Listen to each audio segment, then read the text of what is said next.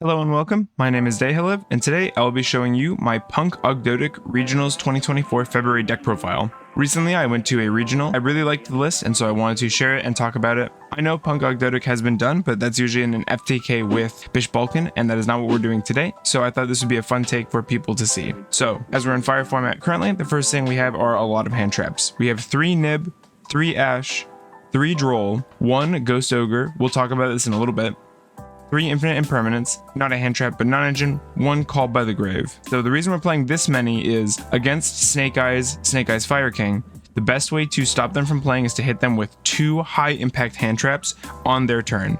The best of which is Nib. If you use Nib after they activate the Flamberge Dragon to revive 2 level 1s, you clear their board and they have very little follow up from there. Similarly, Ash Blossom is very strong. If you use this on the attempt to summon Flamberge Dragon from the deck with the Oak or the Ash, this can really hurt their plays, make them end on something much weaker than they want to. For Droll, I know a lot of people say Droll is weak versus Snake Eye Fire King. I just disagree. I think Droll plus another hand trap is great because of how much it stops. Next up, we are playing a small Kashtira engine. We are playing 3 Kashtira Fenrir, 2 Kashtira Unicorn, and 1 Kashtira Birth. These cards are in here for 2 reasons. 1, Fenrir is in here because it's a great card. Just setting it up, it's a great interrupt. It's a really solid boss monster, just an easy summon. But also, we lose really hard to Nibiru with this deck. The Ogdoadic line we play with the Daybreak into the Slicer is just very vulnerable to Nib. And so one of my goals with this build was to make a negate, specifically a Barone, very early in the combo so that we can insulate against a Nib and set up our Reptile lock. For punks, we play 3 Foxy Tune, 3 Zayamin, 1 Sharakusai, 1 Deer Note, and 3 Emergency Teleport. These cards are really consistent and really strong. This is a really nice ratio. I was messing around with playing one of Madame Spider or Wagon with their respective trap and field spell, but I just found that they were win more and they weren't really getting me where I want. And with just one of each, it wasn't really doing what I want. With Punk, if you're going to play Wagon and the field spell, you really want to have access to Madame Spider as well so you can keep paying life and get the full 2 draws on your first turn. For Ogdoadics, we are playing 1 Nephilibus, the Ogdoadic Overlord. This monster is fantastic. It's a monster reborn and can summon itself through a Reptile lock, so if you do it that way, but it's a great way to get to your Slicer even if you get cut off from other avenues. 1 Curse summons level 4 Ogdoadics from your grave. 1 Zohop unbricks your hand and gets you materials to put on the field. 1 Night Sword Serpent can summon itself if sent from deck to the graveyard, which is excellent. 3 Naya searches our Ogdoadic background, pitches light reptiles, of course usually pitching the Curse to then go into that usual line. 1 Nunu. While this card is technically a starter, this is not a deck in which you want to start with Nunu, hence the 1 as we want to see it, but we don't want to see it in our hand. We want to access it off of our Snake Rain and other graveyard options. 3 Snake Rain, we'll keep playing it till it's banned. 1 Water Lily, I was messing around with more, but I found in a build like this, you don't want to plan for too much follow-up, and while opening the Water Lily can be nice, because we're playing less Nunu, it's weaker than in other builds. 1 Ogdoadic Daybreak, probably the best Ogdoadic card to date. It lets you tribute a reptile monster and summon tokens up to the level it had divided by 2, and these are very useful as they are dark tokens as well. Synergizes with Coatl should you want to run that card. And lastly for the main, we're playing 1 Planet Pollutant Virus. This lets us tribute an alien monster, destroy all face-up monsters without A counters our opponent controls, and then until the end phase, our opponent's 3rd turn after this card's activation, their monsters enter play with A counters.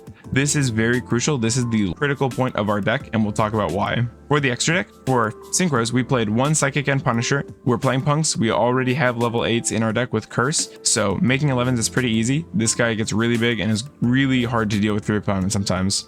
1 Ukiyo-e Punk Amazing Dragon. This is there to bounce the opponent's stuff during their turn, and on our turn to revive monsters. Both effects are amazing, and I really liked this card over the event. 1 Baronne de Fleur. 1 Emancipator Risen Dragite. This is a spell negate if you have a Water in the Grave, and because we're playing Punk, we do have a Water in the Grave usually. 1 Draco Berserk of the Tenyi, banishes a monster. 1 Jam Dragon Drive. On summon, this can search a level 3 Psychic, which is why the Ghost Ogre is in the deck. This can actually search the Ghost Ogre, which is really nice, especially when Ghost Ogre is such a weird card. People just aren't expecting it. Even when you search it, I think people kind of forget what it does, forget it's in your hand. 1 Rising Carp. 1 Underworld Goddess of the Closed World as a bit of unconditional removal.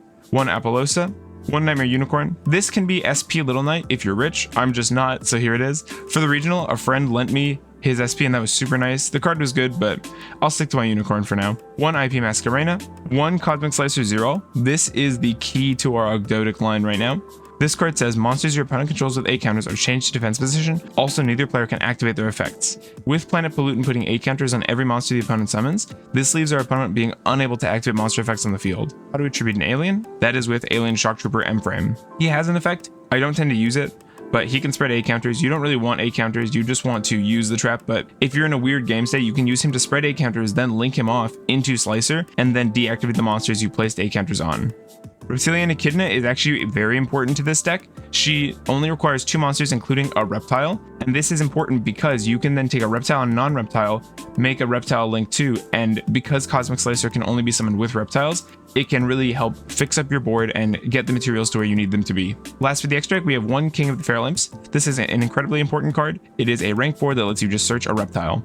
This is usually done through the Nunu play, sending Noha from hand to grave, and then sending Zoha from deck to grave. But since we don't do that line in this deck, this didn't come up as much, but it's still really important, still really critical. You do not need more than 1 in any scenario. For the side deck, we have 3 Ghost Sister and Spooky Dogwood. This heals you in time. We're playing Punk, so time's an issue. 3 Triple Tactics Talent. This draws cards, hand rips, or takes monsters. 3 Cosmic Cyclone. This is here because of back row being really important in this format. Things like Fire King Island and Floodgates being put in going siding means a card like Cosmic Cyclone is really crucial to keeping in the game in later duels in a match. 3 Solemn Judgment, a card for going first. We are really kitted for going second. It's actually almost hard to side going second for us, but Solemn Judgment is for going first to stop really high power spells like Droplet or Dark Ruler. And lastly, for the side, we're playing 3 Anti-Spell Fragrance. This is for flipping up and keeping our opponent from playing spells. It really slows people down. This was strong, but I found that our damage output can be a little lacking. Once you get the Slicer Lock set up, the body isn't that big, and so it can actually take a few turns to kill the opponent, so that could be another possible weakness of the deck, as if it kills them enough. But I still think this card is worth running. I think Floodgates are just good. If you can find and afford to play a different Flood, I don't think that's a bad idea.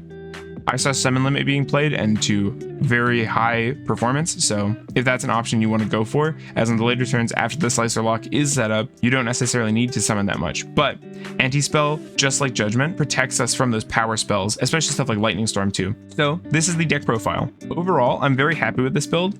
I really liked running this many hand traps. I felt that even going second, I was able to interact with my opponents in meaningful ways, and it made duels feel very dynamic, very interactive. The level 10 engine felt really good. I really liked getting to put a Barone down early because even if we got stunned in pretty nasty ways, we were still able to end on at least a Barone. While not crazy, it is a very strong monster, and if you do have to stop a nib during your turn, during the standby of the opponents, you can then tag out the Barone into something, likely a Kashtira in the grave, as these are both solid monsters to have on the field. Unicorn is subtle, but it's still very good to rip cards of the opponent's extra and to see what they're playing. Lastly, Nibiru performed incredibly well. This card did so much work for me. I think this might be one of my new favorite cards, at least in this current format. This is definitely a 2 or 3 of in every deck you play. Going second, this does the most versus a lot of the best decks in the game. But this is the deck. I hope you enjoyed it, and I hope it was something new that you haven't seen before. I had Stream help me tinker with this build a lot, and I feel very happy that I got to test so much because it really helped at the regional. At the regional, we went 3 wins, 3 loss, 2 draw. I'm a little disappointed. I'm proud that I went. I stuck through the whole event. We didn't drop, but I wish we could have done better, but I still feel that's a good record. If we had played a little better, if we had drawn a little better, maybe we could have taken higher. We only bricked once, and it was in our final duel, so as for consistency, I feel really good about the deck. We had soft bricks where we'd open a lot of hand traps in Fenrir, but honestly, that just can't be considered a brick compared to a hand that can't play. The deck is very fun, it's very solid, and I hope you enjoy it. With that being said, I'll see you next time. Thanks.